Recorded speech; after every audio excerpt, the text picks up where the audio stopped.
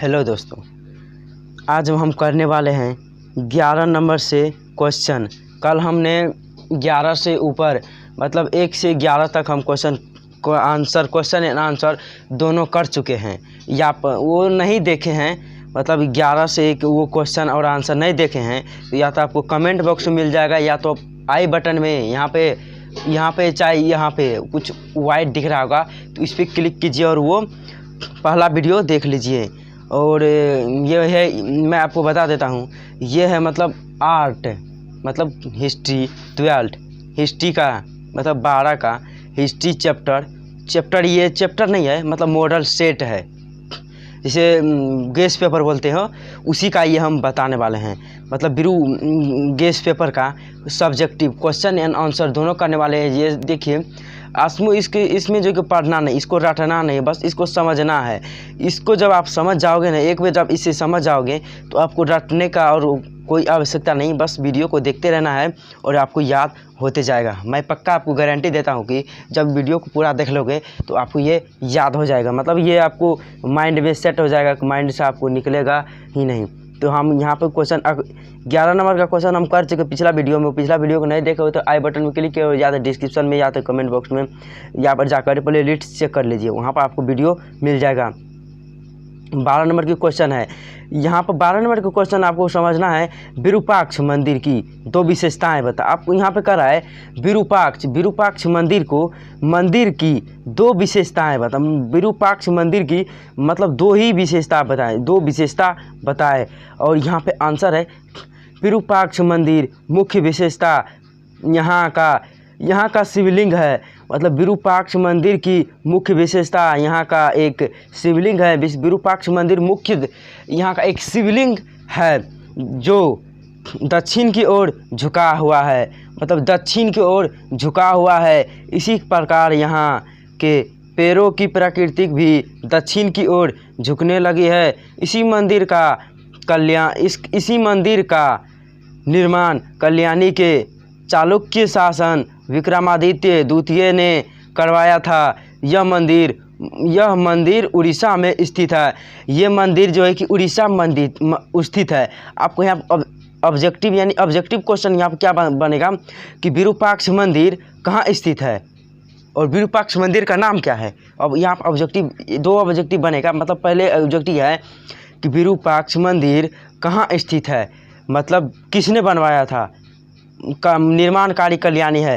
तो यहाँ पर विरूपाक्ष मंदिर को किसने बनवाया था, आपको यहाँ पर याद रखना है चालुक्य शासन विक्रमादित्य द्वितीय ने और करवाया था। ये मंदिर कहाँ स्थित है, उड़ीसा में स्थित है। मतलब विरूपाक्ष मंदिर उड़ीसा में स्थित है। तो ये आप 12 नंबर का हो गया। और हम 13 नंबर के और क्वेश्चन के और चलते हैं। यहाँ पर 13 नंबर की और क्वेश्चन है, भारत का संविधान 26 जनवरी 1950 को क्यों लागू किया गया। मतलब कह रहा है भारत का संविधान 26 जनवरी 1950 को क्यों लागू किया गया है। इसका आंसर है, इसके पीछे कारण यह था कि 26 जनवरी 1930 को कांग्रेस ने पहला स्वाधीनता दिवस मनाया था। इसके कहने का मतलब है इसके कारण यह था कि 26 जनवरी 1930 को कांग्रेस ने पहला स्वाधीनता दिवस मनाया था, मतलब स्वाधीनता दिवस मनाया था, जिसके चलते उस दिन को याद रखते हुए संविधान को 26 नवंबर 1939 को बजाय 26 जनवरी 1950 को लागू किया गया है। यहाँ पर आपको क्वेश्चन क्या बनेगा, मतलब ऑब्जेक्टिव क्या क्वेश्चन बनेगा, भारत का संविधान क्यों लागू किया गया, मतलब भारत का संविधान लागू किस वर्ष किया गया। और यहाँ पे आपका जो कि भारत का संविधान किस वर्ष लागू किया गया, आपको ये क्वेश्चन हो सकता है। तो इसका सही आंसर होगा कि भारत का संविधान किस वर्ष लागू किया गया, मतलब 26 नवंबर 1939 को। और अभी क्या है, मतलब भारत का संविधान वर्तमान में क्या है, मतलब कि किस दिन को मनाया जाता है भारत का संविधान। तो इसका सही आंसर है 26 जनवरी, मतलब 26 जनवरी को भारत का संविधान दिवस मनाया जाता है। और क्यों लागू किया गया, और इसको क्वेश्चन के जो कि यहाँ पढ़ लेना है और इसको आप समझ लेना है, तो एक बार में याद हो जाएगा। और 14 नंबर की ओर क्वेश्चन की ओर चलते हैं। 14 नंबर की क्वेश्चन है। यहाँ पे क्वेश्चन का आपको सिर्फ समझना है, रटना नहीं है। समुद्रगुप्त की नेपोलियन से तुलना क्यों की जाती है? समुद्रगुप्त की नेपोलियन से तुलना क्यों की जाती है? यहाँ पे समझना है, बारी बात है। समुद्रगुप्त को नेपोलियन से तुलना क्यों की जाती है? इसका आंसर है, समुद्रगुप्त को भारत का नेपोलियन कहा जाता है। मतलब समुद्रगुप्त को भारत का नेपोलियन कहा जाता है। मतलब भारत का ये नेपोलियन जो है ना, नेपोलियन नेपाल का आदमी था। नेपोलियन बोनापार्ट आप जिसे सुनेंगे, ये उसी को कह रहा है। नेपाल भारत का नेपोलियन किसे कहा जाता है? मतलब समुद्रगुप्त को भारत का नेपोलियन कहा जाता है। मतलब यहाँ पर ऑब्जेक्टिव क्या बनेगा कि भारत का नेपोलियन किसे कहा जाता है, मतलब कौन है? तो इसका सही आंसर है, भारत का समुद्रगुप्त नेपोलियन को कहा जाता है। आपको आंसर रहेगा नेपोलियन। नेपोलियन में आपको टिक मार देना है। वह अपनी ज़िंदगी में कभी भी पराजित नहीं हुआ। मतलब वो अपनी ज़िंदगी में कभी भी पराजित नहीं हुआ। उसका विजय अभियान भारत के हर क्षेत्र में कामयाब रहा। मतलब उसका विजय अभियान भारत के हर क्षेत्र में कामयाब रहा। प्रथम आर्यावर्त पराजित नहीं हुआ। मतलब प्रथम आर्यावर्त पराजित नहीं हुआ। उसका विजय अभियान भारत के हर क्षेत्र में कामयाब रहा। उसका मतलब भारत का हर क्षेत्र में उसका मिशन कामयाब या विजय अभियान कामयाब रहा। मतलब अभियान को विजय कहते हैं, कामयाब कहते हैं, उसी कहते हैं कामयाब रहा। प्रथम आर्यावर्त के युद्ध में उसने 3 राजाओं से हराकर अपने विजय अभियान की शुरुआत की। मतलब विजय अभियान की शुरुआत की। आर्यावर्त के द्वितीय युद्ध में उसने 9 राजाओं को हराकर उन्हें एक साम्राज्य में मिल गया। मतलब उन्होंने 9 राजाओं को हराकर अपने साम्राज्यों में मिल गया, साम्राज्यों में जाकर छिप गया। समुद्रगुप्त की तुलना नेपोलियन से नहीं की जाती है। मतलब समुद्रगुप्त की तुलना नेपोलियन से नहीं की जा सकती है, क्योंकि नेपोलियन साम्राज्यवादी तथा कट्टर था। मतलब साम्राज्यवादी कट्टर, मतलब अंधून खून काट करवाता करता था, उसी को कट्टर था। किंतु समुद्रगुप्त धर्म सहिष्णु तथा उदारवादी था। इसका यहाँ पे कहना है, समुद्रगुप्त का धर्म मतलब सहिंसा, मतलब अहिंसा। उसके बाद अंदर में कोई प्रकोप नहीं, कोई छल नहीं, कोई कपट नहीं। उसे कहता है सहिष्णु तथा उदारवादी था। और यहाँ पे हम 15 नंबर के क्वेश्चन की चलते हैं। 15 नंबर की ओर क्वेश्चन है यहाँ पे, अंग्रेजों ने भारत क्यों छोड़ा? किन्हीं 2 कारणों की चर्चा करें। मतलब इसमें कह रहा है मतलब अंग्रेजों ने भारत क्यों छोड़ा, इसका किन्हीं 2 कारणों की चर्चा करें। आंसर है, अंग्रेजों को भारत छोड़ने के 2 निम्नलिखित कारण है। इसमें क है, 1939 में शुरू द्वितीय विश्व युद्ध में ब्रिटेन भी मित्र राष्ट्र की ओर से शामिल था, लेकिन जर्मनी से उसे भारी नुकसान हुआ। यहाँ पे कह रहा है 1939 में शुरू हुआ द्वितीय विश्व युद्ध। मतलब द्वितीय विश्व युद्ध दोबारा शुरू हुआ। द्वितीय विश्व युद्ध में ब्रिटेन भी मित्र राष्ट्र की ओर शामिल हुआ। मतलब ब्रिटेन भी मित्र राष्ट्र की ओर, मतलब मित्र राष्ट्र एक देश है, उसी की ओर शामिल था, लेकिन जर्मनी से उसे भारी नुकसान था। मतलब उससे जर्मनी से नुकसान होता था। और ख नंबर में है, सुभाष चंद्र बोस ने जापान से मिलाकर भारत के पूर्वी छोर से अंग्रेज़ों को खोजने का रणनीति बनाई। मतलब अंग्रेज़ों को खोजने का, खदेड़ने का, मतलब भगा का मारने का उसी नीति बनाई। और यहाँ पे है, इनके अलावा नेपोलियन की इंग्लैंड पर आधिपत्य सत्यापित करने की नीति तथा भारत में भारत छोड़ो आंदोलन का प्रारंभ भी प्रमुख कारण थे, जिनसे भय खाकर अंग्रेज़ों ने भारत छोड़ने की मंश बनाई, भारत छोड़ने का उसको मन कर गया। मतलब इसका हो तो पीटा कि उसको भारत छोड़ने का, भारत में रहने का उसको मन ही नहीं लग रहा था, इसीलिए वो जो कि भारत छोड़ दिया। 16 नंबर को चलते हैं। यहाँ पे 16 यानी 16 नंबर का क्वेश्चन है, सगुण और निर्गुण भक्ति में क्या अंतर है? सगुण और निर्गुण भक्ति में क्या आंदोलन है? मतलब इसका अंतर बता रहे हैं, क्या अंतर है।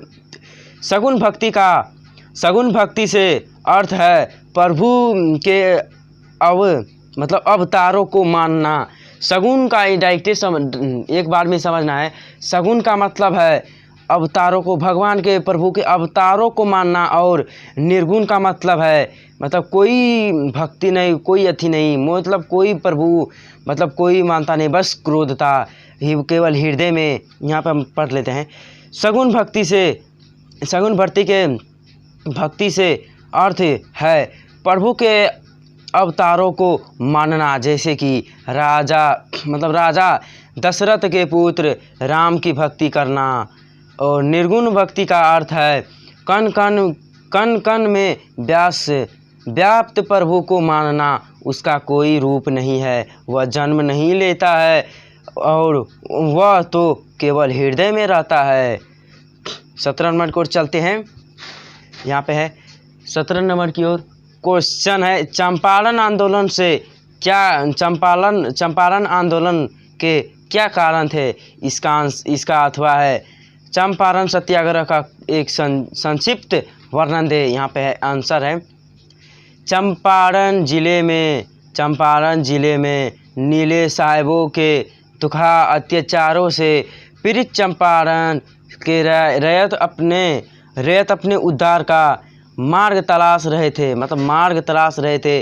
पीड़ित लोगों ने भारतीय राष्ट्रीय कांग्रेस के मंच पर सवाल प्रस्तुत किया।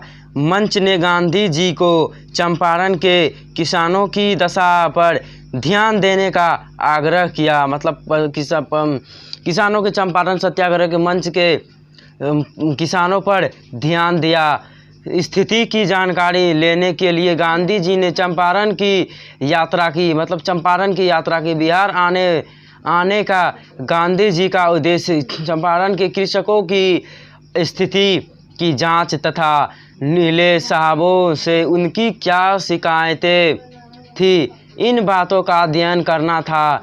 18 अप्रैल 1917 को मोतिहारी में, मतलब मोतिहारी जिला ये बिहार में ही है, मोतिहारी में किसानों का एक अप्रत्याशित और अभूतपूर्व दर्शन हुआ। गांधी जी ने सरकारी आदेश के विरुद्ध सविनय प्रतिरोध का संकल्प लिया था। कोई भी किसान भयभीत नहीं था। परिणाम स्वरूप सताए गए किसानों के मन में जागरण की चेतना का उद्देश्य हुआ। और 98वें क्वेश्चन चलते हैं। संविधान सभा का गठन किस प्रकार हुआ? यहाँ पे कह रहा संविधान सभा का गठन किस प्रकार हुआ। यहाँ पे हम समझते हैं, रटना नहीं है। आंसर है संविधान सभा के सदस्यों का चुनाव 1976, मतलब संविधान सभा के सदस्यों का चुनाव 1976 के प्रांतीय चुनाव के आधार पर किया गया था। संविधान सभा में ब्रिटिश भारतीय प्रांतों द्वारा भेजे गए सदस्यों के अलावा रियासतों के प्रतिनिधि भी शामिल थे।